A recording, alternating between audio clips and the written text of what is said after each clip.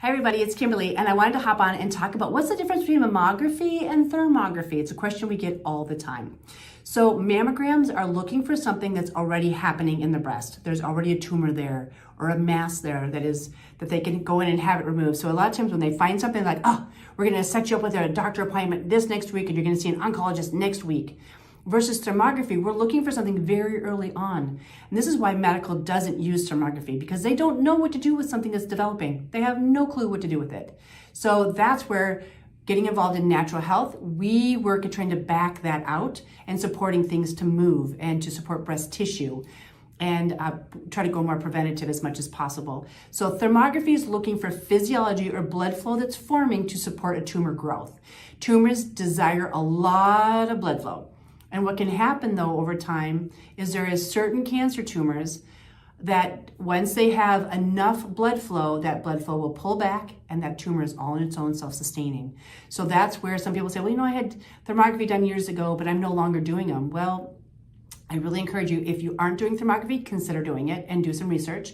We have some great information on our website at rafahw.com. And it's a great screening tool. I have been doing screening for many years. I was told back in my 30s to start getting mammograms every year, and this is what happened. Guess what? And I'm in my early 30s, I'm getting a mammogram. I have fibrocystic breasts, and they're dense. If you happen to go to Mayo, for the Mayo Clinic, mayo.com, and you do Mayo breast density, you're gonna get this image that comes up, and it's gonna be different densities of the breast, A, B, C, or D.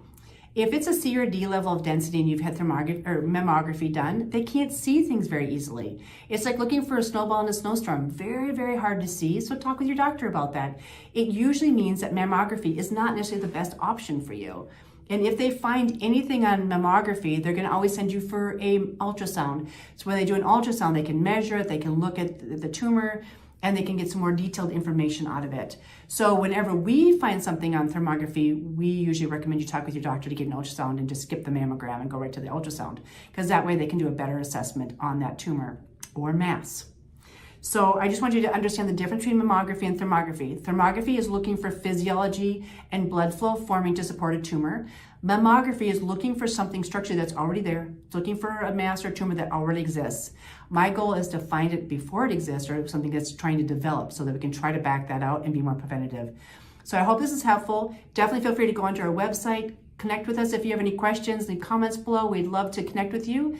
And always think about doing your self-breast exams every month. If it's not the first of the month, like if you're in menopause, do it around the first of the month. If you're a woman who is cycling, don't do it around the time of your cycle starting, because there's a lot of hormonal changes and a lot of times you've got a lot more issues and tenderness with the breast. Do it after your cycle is done, when those, it's a little bit cleaner and not as tender. And then try to be very consistent every month so that you're very, very aware of the density and how your tissue structure feels. So I hope this is helpful. Thank you so much for watching.